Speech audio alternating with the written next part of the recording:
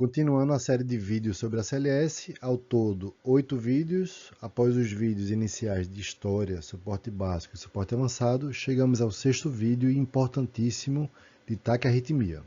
O penúltimo será sobre bradiarritmias e o oitavo e último, a própria prova da CLS para vocês. Vou ser sincero com vocês. Nessa aula, vamos falar várias pegadinhas do ACLS. Acho bom você prestar bem atenção.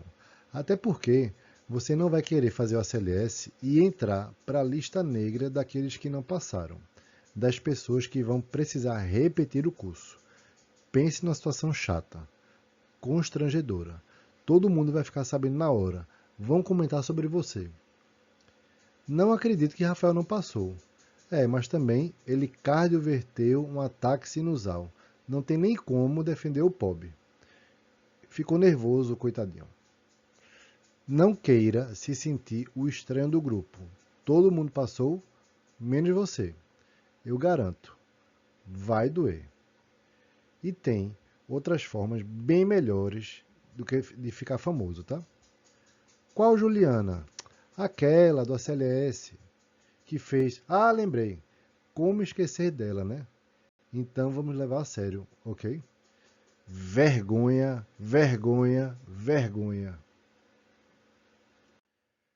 Para essa aula ser melhor aproveitada, precisaremos revisar rapidamente alguns conceitos já ditos em outras aulas, tá? Você precisa conhecer esse aparelho. Ao dar plantão em um local novo, vá logo se apresentar para ele. Procurar onde sincroniza o choque, onde aumenta o ganho e muda as derivações, tá? Vimos que temos aqui o DEA, que é o desfibrilador externo automático. Ele é utilizado em locais, a depender da lei municipal, com mais de 1.000 pessoas de circulação, é obrigatório, né? Existe aqui que é o desfibrilador externo manual, que ele é encontrado em UPAs, em hospitais, né? Por quê? Porque só quem pode utilizar ele são pessoas habilitadas, como vão ver. Esse aparelho ele não é apenas desfibrilador, ele tem 4 outras funções, tá? Ele é cardioversor sincronizado, ele também pode agir como DEA e ele é um marca-passo para as bradiarritmias, tá? Como eu falei, apenas profissionais habilitados podem tocar nele, tá? Na verdade, ele é um 5 em 1. Além das funções que eu falei, ele também pode servir apenas como monitor. Então é monitor, desfibrilador automático manual, cardioversor e marca-passo, tá? E onde é que muda essas funções? Nesse aqui específico, tem esse menu de opções que você pode colocar ou marca-passo ou DEA, e nessa opção aqui de você ajustar os joules do choque, o fundamental é justamente esse botão aqui de sincronização, que você precisa saber onde o desfibrilador do seu local de trabalho ele faz essa mudança, tá? Vimos que os profissionais habilitados são justamente vocês, após ganhar o CRM. Aquela solução incrível de, no desespero, chama o médico, acabou. O médico agora é você.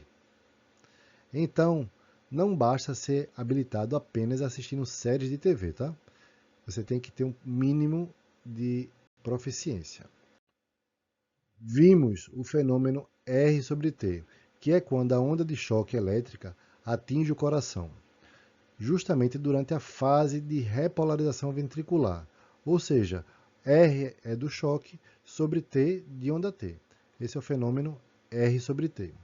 Se você for chocar um paciente com taquiarritmia e você, por acaso, esquecer de apertar o botão de sincronizar, é justamente isso que está acontecendo na imagem que vai acontecer com o seu paciente.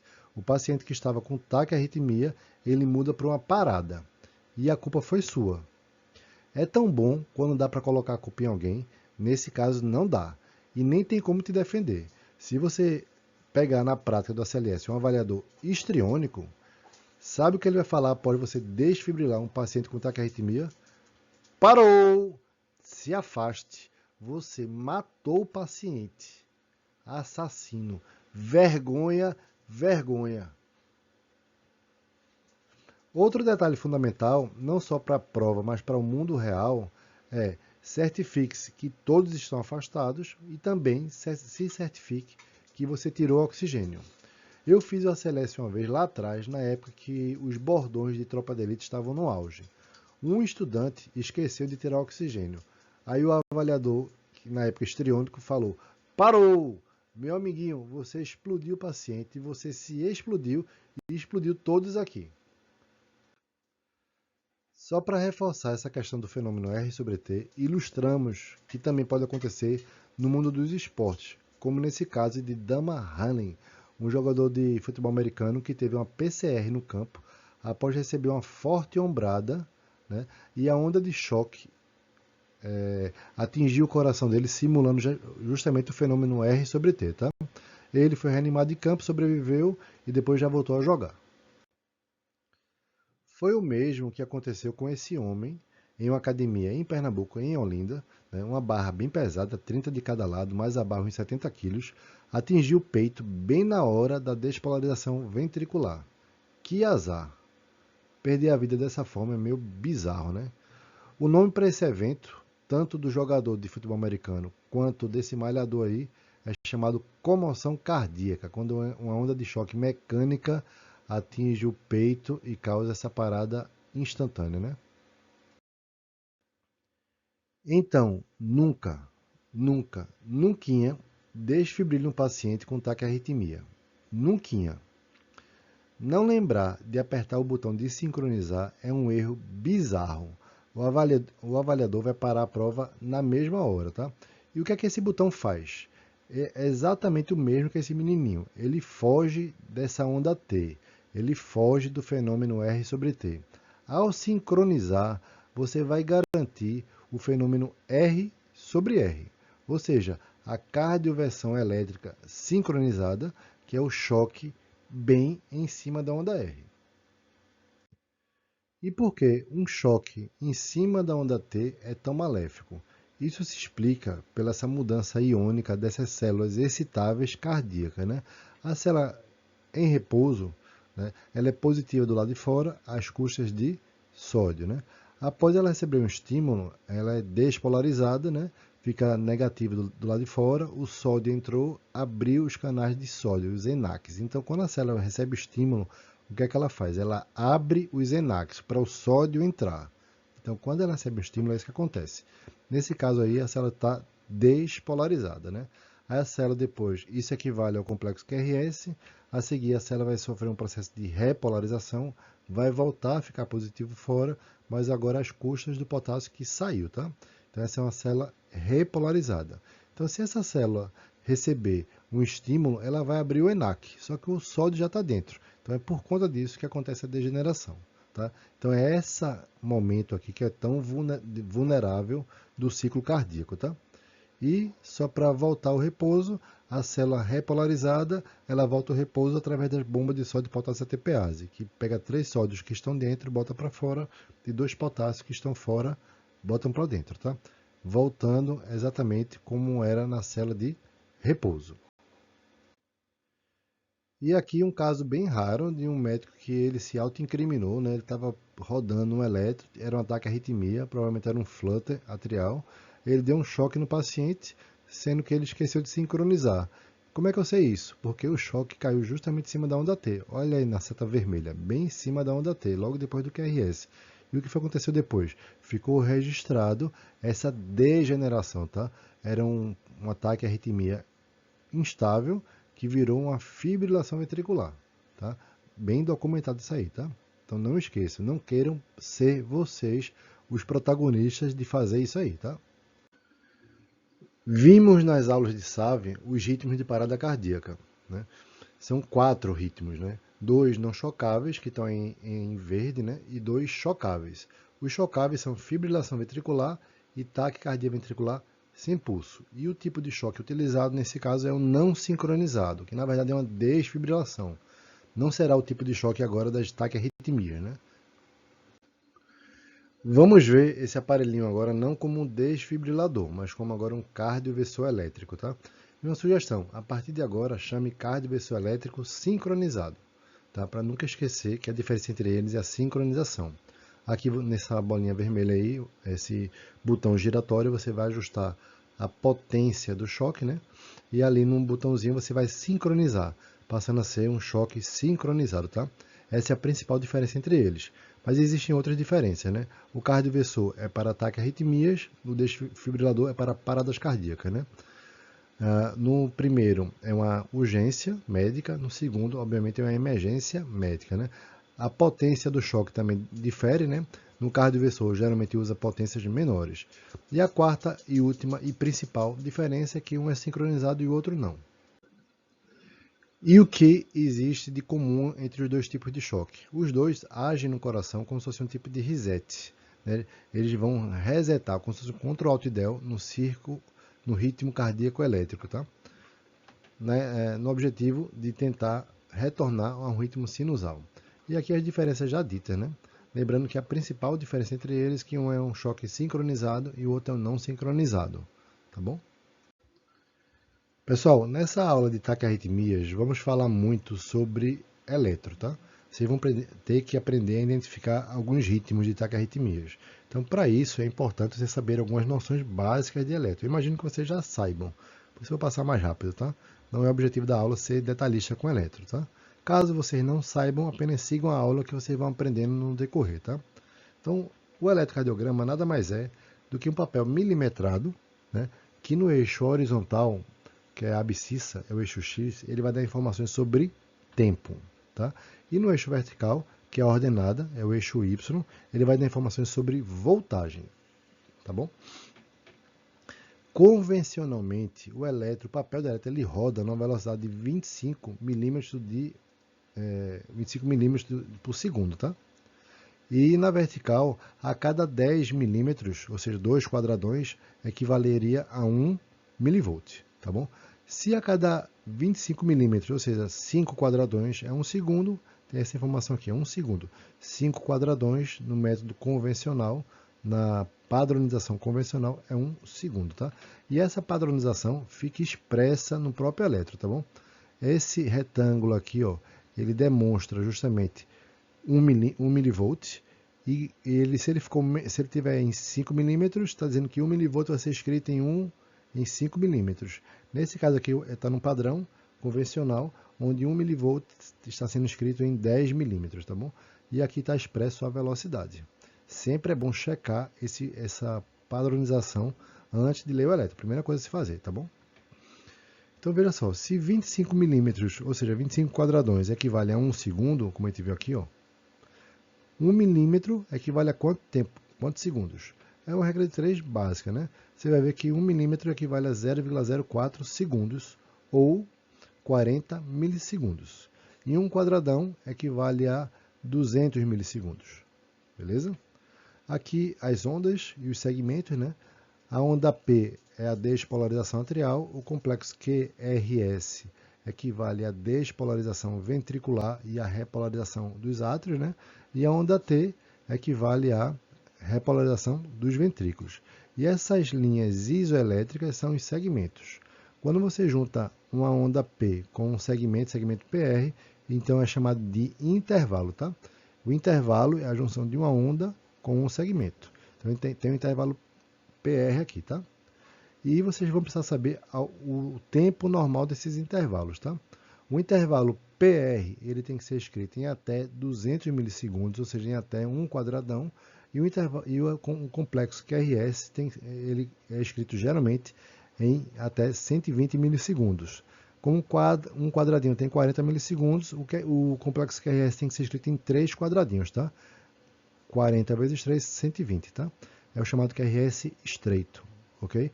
Essa informação do intervalo PR é fundamental para a aula de bradiarritmias e essa do QRS é fundamental para essa aula que estamos agora, de taquiarritmias.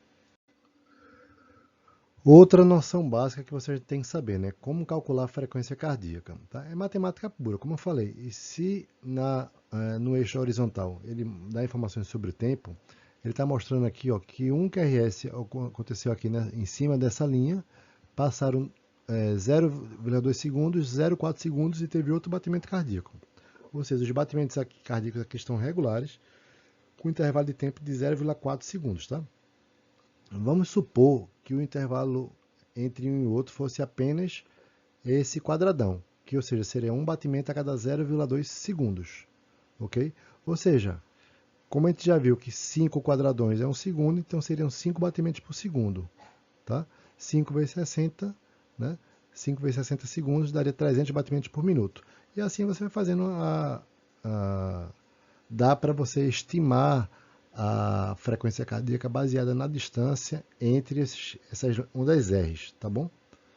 Uma regra bem besta é você dividir 300 pelo número de quadradões entre o R e R, né? Ou 1500 dividido pelo número de quadradinhos, tá bom? É uma outra fórmulazinha para calcular a frequência cardíaca. Como a gente viu pela fórmula, né? Você pega aqui procura uma onda R que dê bem certinho na linha grandona, né? Ou seja, o intervalo entre um R e R é mais ou menos 2 quadradões. Pela fórmula, 300 dividido por 2 daria uma frequência de 150 batimentos por minuto. Ok? E assim, basta fazer essa conta que você vai saber a frequência cardíaca, basta contar esses quadradões, né? Dividindo, né? Mas eu já vou fazer para vocês aqui, tá bom? Então, a taquicardia seria aquela que a distância entre um complexo QRS e o outro está menos do que 3 quadradões, tá bom? Mas aqui, ó, se a distância entre um QRS e outro for apenas um quadradão, que é impossível isso, seria uma frequência de 300. Se for a distância entre um R e o outro R for sempre 2 quadradões, a frequência seria 150 e assim vai. Ou seja, para ser um ataque à arritmia tem que ser uma distância menor que 3, tá bom? Seria essa parte vermelha aqui, ó. Então, se entre um R e outro R for uma distância de menor que 3, teremos um ataque cardíaco. E entre 3 e 5 quadradões seria uma frequência cardíaca normal. E abaixo de 5 ou abaixo de 6 seria uma bradicardia. Tá bom? É bom saber isso aí para você poder estimar rapidamente a frequência do paciente, tá? E o último conceito que você tem que saber antes de começarmos a aula propriamente dita, né? Você está no pronto-socorro. Chega um paciente com esse paciente aqui um pouco obeso, já dá para ver que ele é um obeso todo suado, chega passando mal na emergência, ele chegou se movimentando. Então a regra do ACLS é, se ele chegou se movimentando por conta própria, né, ou andando, enfim, você faz o protocolo MOVE, né, que você vai instalar a monitorização. Se o paciente precisar, tiver saturando menor que 94%, você instala o oxigênio, só se preciso, instala uma veia e faz o eletro. Então é assim que acontece na prova do ACLS. Ele dá um caso clínico, o paciente chegou conversando com você. Doutor, estou passando mal, estou com mal-estar. Então faz o protocolo MOVE. E após você falar que vai instalar o eletro, ele vai dizer qual é o eletro para você, tá? Agora, se ele chegou em parada cardíaca com o coração parado, você vai medir o ritmo dele com as próprias pás do desfibrilador, tá? Então é isso. Se ele chega se movimentando, você vai ver o eletrocardiograma pelo protocolo MOVE. Se ele chegou parado, você vai ver o ritmo cardíaco dele pelas próprias pás do desfibrilador. Então vamos ao que interessa. Todo paciente que tiver uma frequência cardíaca acima de 100, ou seja, entre um R e o outro R tem menos do que 3 quadradões, né? Você tem que colocar ele nessa tabelinha, tá bom? São duas colunas, são os QRS estreitos, ou seja, que são escritos em menos do que 3 quadradinhos, menos do que 120 milissegundos, e os chamados QRS largos, tá? E nas linhas, né, amarelo, né, é quando a distância entre um complexo QRS e o outro é sempre uma distância igual, uma distância regular. E quando embaixo é quando essa distância varia muito, é uma distância irregular, tá? Então essa é a primeira pergunta. O QRS é estreito ou largo? Qual é a segunda pergunta? Ele é regular ou irregular? E a terceira pergunta é, se ele for estreito e se ele for regular, né? Aí você pergunta, tem onda P? Se tiver onda P, o diagnóstico é de taque sinusal. Se não tiver onda P, não tem onda P, o diagnóstico é de TPSV, que é taquicardia paroxística supraventricular. E outra hipótese que pode ter entre estreito e irregular é ter uma onda denteada, que é a onda F de flutter atrial. E se ele for estreito, mas a distância entre os R's for bem irregular, ele é uma fibrilação atrial, a famosa fibrilação atrial. E na segunda coluna, quando o QRS é largo, tá? Se ele for largo de forma bem igualzinha, é uma taquicardia ventricular monomórfica. E se ele for largo, mas for bem irregular, ele pode ser uma taquicardia ventricular polimórfica, ou até um tossade de Poin, e pode ser também uma fibrilação ventricular, tá bom? Aqui alguns exemplos, ó. Primeira coisa a fazer, ele é estreito ou largo? Né? Ele é menor que 120, então ele é estreito. A distância, segunda pergunta, a distância entre eles é regular ou irregular? É regular. Então ele entra nessa primeira célula aqui, né? Aí qual é a terceira pergunta? Tem P ou não tem P? Tem onda P antes de cada QRS, ó. Então esse aqui é um ataque sinusal, tá bom? Segundo exemplo aqui, ó. Ele é estreito, tá bom? E ele é regular. Não tem onda P. Então esse aqui é um TPSV. Ele é estreito, é regular, mas não tem P. Esse aqui só tem onda T. Esse aqui é um TPSV, tá bom? Esse aqui é aquela onda denteada, vão se familiarizando com as alterações, tá? Isso aqui é típico de flutter, tá? Mas ele continua sendo estreito e a distância entre eles é regular. E a outra linha aqui, ó, ele é um QRS estreito, a distância entre eles varia, tá vendo? Já variou aqui e aqui variou muito. Então, estreito e irregular é igual a fibrilação atrial. Vamos treinar, tá? Primeiro caso, ó, vamos pegar aqui, ó, bateu bem na linha grande, na linha mais escura. A distância entre um e outro é menor do que 3 quadradões, então temos um ataque cardíaco. É um QRS estreito, primeira pergunta, tá? A distância entre eles é regular e tem onda P. Então esse aqui é um ataque sinusal. Segundo exemplo, tem aquela linha denteada, tá vendo? Linha denteada. Isso aqui é um flutter atrial. E só para provar, um QRS estreito e a distância entre eles também é regular. Aqui, ó, temos um ataque cardíaco, né?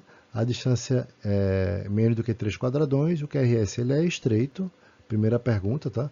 A distância entre um R e R ela é regular, e pode olhar que tem onda P, ó. Tem um T e logo depois tem um P. P, P, P, P. Então esse aqui é um ataque sinusal.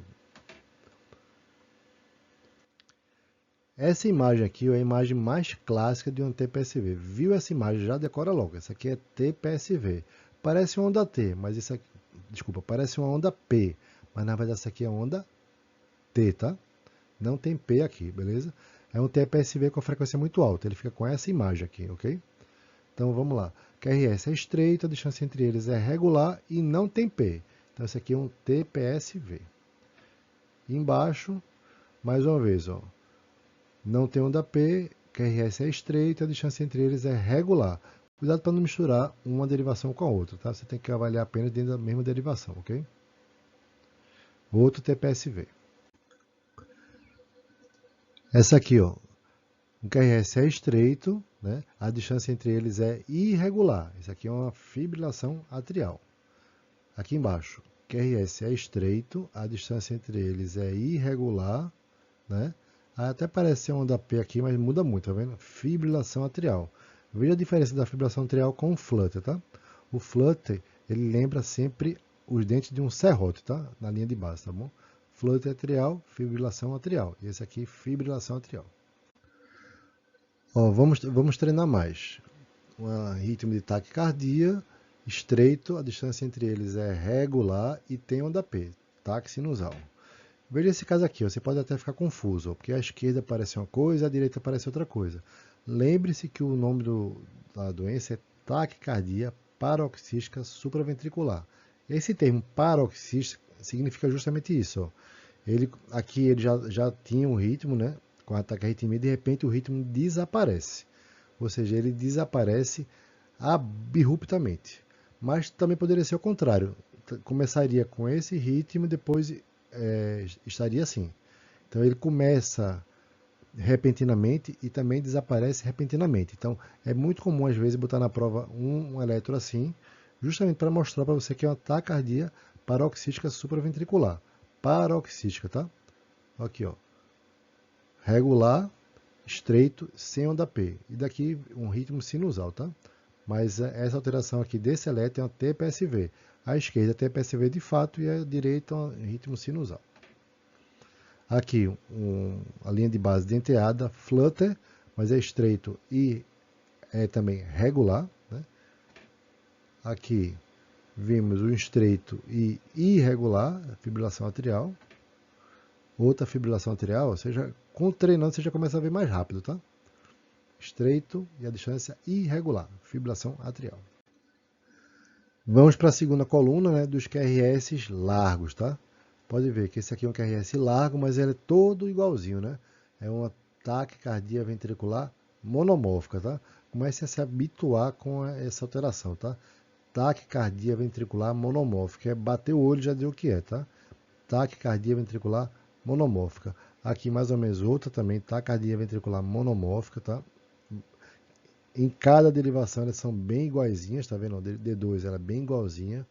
Dentro de V2 aqui, né? Bem igualzinha também, tá? Outra, taquicardia. Ah, você pode pensar, isso aqui é polimórfica. Não confundo, aqui é uma derivação que é V3, essa aqui é AVF, né? Não mistura as derivações, tá? Só avalie dentro da mesma derivação. Dentro da mesma derivação ela é sempre igualzinha, ó. AVF, D2 longo, certo? Então é taquicardia ventricular monomórfica. Ela lembra os dentes do tubarão Bruce, de Procurando Nemo, tá? Lembrou os dentes de Bruce, TV monomórfica. E aqui as alterações que vocês têm que aprender a dar o diagnóstico pela medula, tem que ser instantâneo, tá? Então tem que treinar até ser instantâneo. Enquanto não estiver instantâneo, tiver com certa titubeando, com certa insegurança, tem que treinar até ficar com segurança, tá? Essa aqui parece os dentes de Bruce, mas que a voltagem varia, né? É uma taquicardia ventricular polimórfica, porque tem várias formas, tá vendo? E tem um tipo de taquicardia ventricular, que é essa polimórfica, que é essa aqui. Ela tem esse padrão, que é em alta intensidade, depois baixa intensidade, depois alta intensidade, baixa, e assim vai, alta voltagem, baixa voltagem, né? Parece como se tivesse tossido. É o tossar de Pohan. Então, o tossar de Pohan é um tipo de taquicardia ventricular polimórfica, mas nem toda polimórfica é uma tossar de Pohan, ok? Então esse é o ritmo de parada, tá? Taquicardia ventricular polimórfica. E esse aqui é a mais frequente de todas, a mais famosa e mais importante, que é a fibrilação atrial. Fibrilação atrial, um ritmo completamente desorganizado, tá?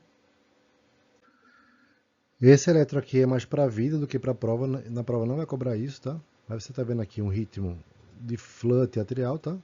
Flut atrial, né? E tem um tipo aqui de BRD, tem um bloqueio também de condução, que é um BRD, tem a junção de flutter com BRD. Toda vez que um paciente tiver um flutter, procure um BRD também, isso é, como eu falei, para a vida, tá? Veja também o raio-x dele, se tiver essa área cardíaca bem aumentada, estaremos em uma apresentação eletrocardiográfica bem comum e de alto risco da fase crônica da doença de Chagas, tá?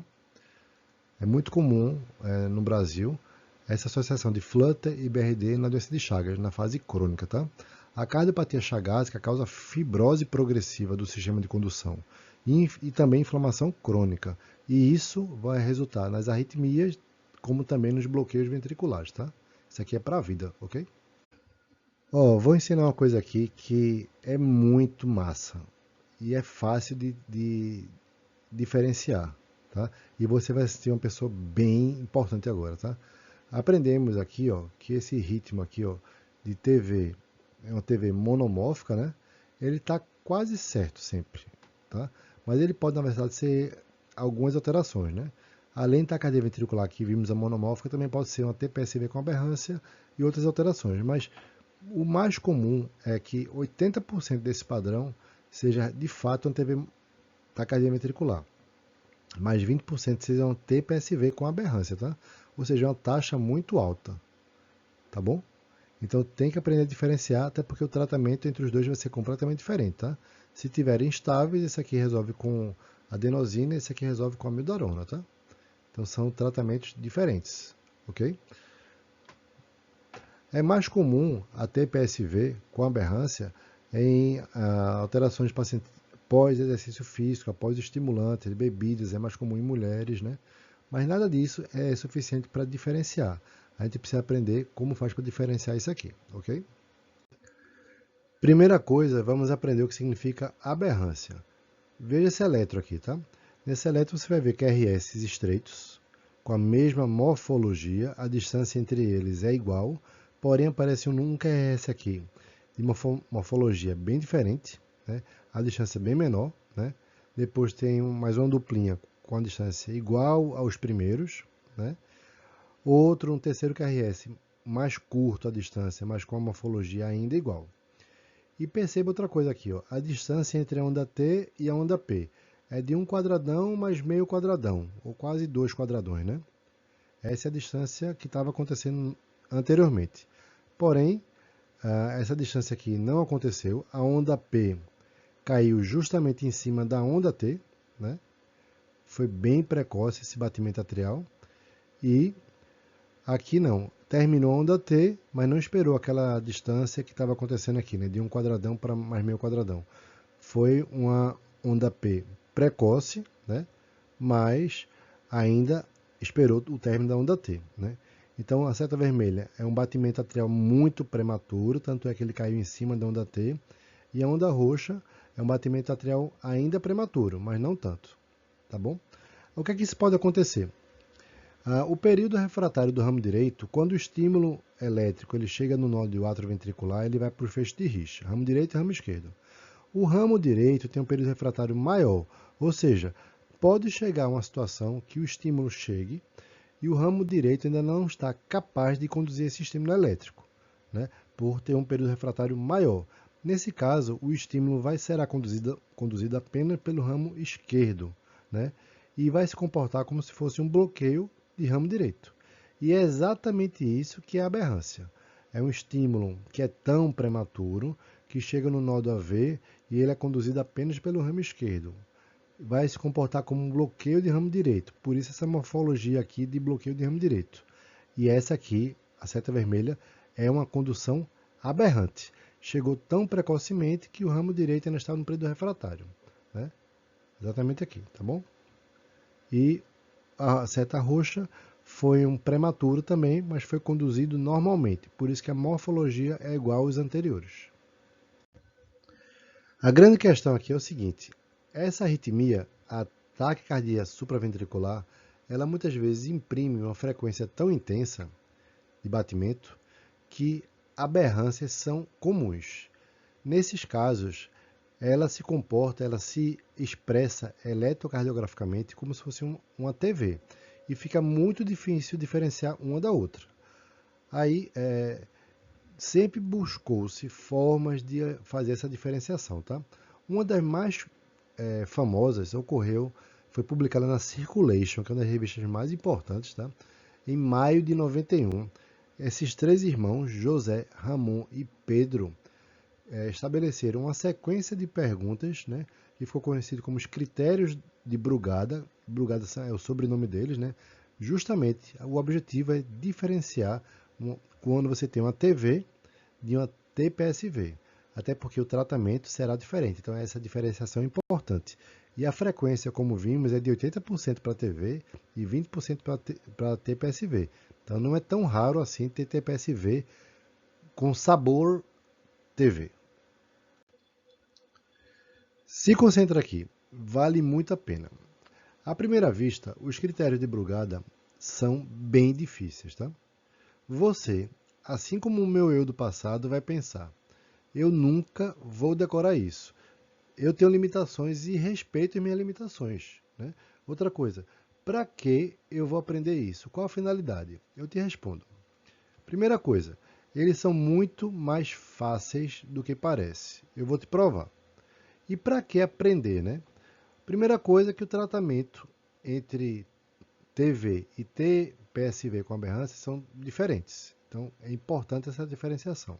E segundo, quando você precisar usar esse conhecimento que você adquiriu agora, essa informação, né, com certeza, quem tiver ao seu lado vai pensar que você é um ninja e você vai ficar bem famosinho. Confia. Vamos aprender o nome das ondas na taquicardia ventricular. Geralmente, ou elas são totalmente positivas, são chamadas ondas R, ou elas são totalmente negativas, são chamadas ondas QS. Tá? Nesse outro eletro, está demonstrado acima das linhas vermelhas o QRS na forma de onda R. Tá? E abaixo das linhas vermelhas, né, o segmento ST e a onda T. É exatamente como tem nesse exemplo aqui, tá? E por que foi que eu falei geralmente? Porque na taquicardia ventricular, as ondas do QRS pode se demonstrar como se fosse desse tipo RS, tá? E quando elas forem desse tipo RS, um parâmetro é fundamental: o tempo entre o início da onda R e o nadir da onda S, tá? Se ele for maior que 100 milissegundos, essa RS será chamada de larga, e se for menor que 100 milissegundos será chamada de estreito, tá? Para facilitar toda essa diferenciação e não complicar nada, note que dois detalhes do TPSV. Por definição, o TPSV é um complexo estreito, tá? E por definição também ele não tem onda P. Grave essas duas definições que os critérios de Brugada vão ficar fáceis, tá? São definições da própria TPSV. O objetivo dos critérios de Brugada é fechar o diagnóstico de uma TV real, e não uma TPSV com aberrância que se parece com TV, tá? São 4 perguntas e se basta um sim em qualquer uma delas que já fecha para a TV. Para fechar para TPSV é por exclusão, tem que ser não em todas as perguntas, tá? E os critérios de Brugada é muito importante, só leve em consideração as derivações precordiais. Vamos lá. Primeira pergunta, né? Ele pergunta, tem algum RS, ou seja, aquela onda que pode ser estreita em alguma precordial, ou todas são largas, R ou QS? Sim, todos são largos. Se todos são largos, TV. Fechou para TV, 100% de especificidade, tá? Mas não, vai ter algum QRS em alguma precordial que vai ser um RS, tá? Aí você vem para a segunda pergunta. Esse RS que você encontrou, ele é largo ou ele é estreito? Ele pergunta assim, o RS que você encontrou são todos largos? Se for todos largos, como TPSV é um distúrbio, é uma arritmia de estreito, fecha para TV. Mais uma vez, mais um sim, fecha para TV. Para ser TPSV, tem que ter um QRS do tipo RS, né? Tem que ser estreito, tá? Menor que 100. Aí para a terceira pergunta, existe dissociação atrioventricular, né? O que é isso? É quando o átrio e os ventrículos batem de forma arrítmica, né? Não tem ritmo entre eles. Ou seja, você vai encontrar algumas ondas P durante o eletro. Só que se você encontrar a onda P, tem a dissociação atrioventricular. Você vai encontrar a onda P. Mas se tem onda P, não pode ser TPSV. Então fecha para TV, tá? Então são essas 3 perguntas de Brugada. Se for não em todas, não dá ainda para dizer que é TPSV, né? Aí você tem que ir para o critério morfológico. E para ser TPSV, em V1, né, ele vai ter esse QRS trifásico aqui, tá? Mas esses critérios morfológicos são mais indecoráveis, tá? Mas é bom decorar pelo menos essas 3 primeiras perguntas, que são mais fáceis e até lógicas, quando você usa esses parâmetros do que é uma TPSV. Então os critérios de Brugada ficam até fáceis, tá? Ó, vamos ver alguns exemplos, tá? Esse aqui é um eletro, esse aqui é outro, tá? Nesse eletro conseguimos ver que são QRS largos, né? Mesma morfologia, ou seja, parece ser uma TV monomórfica, só que agora você lembra que pode ser uma TPSV com aberrância. Aí você vai usar os critérios de Brugada. Primeiro critério, todos os QRS são largos ou tem algum que é estreito, que pode ser estreito? Não, todos são largos. E o formato de onda aqui é onda R, tá? Certo? Segundo eletro, outro, a princípio, uma TV. Aí você fica com medo, será que isso aqui é um TPSV com aberrância? Vou usar os critérios de Brugada. Primeiro critério, todos os QRS precordiais são largos? São, e são do formato QS. Se todos forem largos, não tem nenhum RS em precordial, parou o diagnóstico, não precisa mais para fazer nada. Estamos diante de uma TV real, tá? Aí vamos supor que substitua esse V5 por esse aqui, tá? Então são todos QS, sendo que o V5 agora é esse. O V5 agora tem uma onda do tipo RS, tá? Aí você vai ver a distância entre o início da onda R e o final da onda e o nadir da onda S, né? A distância RS, tá? Se ela for maior que 100 milissegundos, ou seja, é um QRS ainda largo, tá? Então, se todos são largos, estamos diante de uma TV, tá bom? Mas vamos supor que esse RS aqui seja estreito, né? Aí você, opa, pode ser que seja uma TPSV. Fecha para TPSV? Não, tem que fazer todos os critérios para poder fechar, tá? Os critérios de Brugada, qualquer simzinho, já fecha para TV, mas para fechar para TPSV tem que preencher todos, tá? Aí o terceiro critério é procurar se tem uma dissociação atrioventricular. Ou seja, se você vai procurar se tem alguma onda P nesse elétrico, que às vezes pode ser mais difícil de você, que está na curva de aprendizado lá no início, identificar, mas essas setas azuis, ó, e essa seta preta aqui, são ondas P.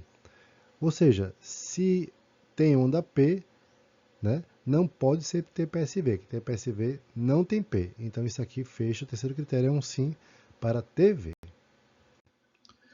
E aqui outro exemplo, né, para a gente diferenciar se essa é uma TV real ou uma TPSV com aberrância, usar os critérios de Brugada, tá? Lembre, só vai ver as pré-cordiais. Primeiro critério, ele quer saber se tem RS ou se são todos largos.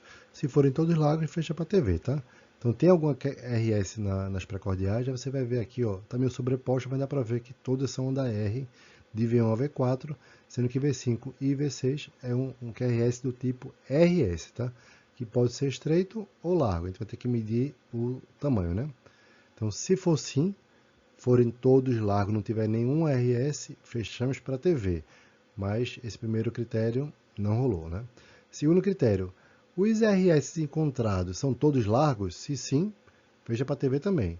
Mas quando você calcula aqui, ó, você vê que o RS desse paciente tem 80 milissegundos, ou seja, é um RS estreito.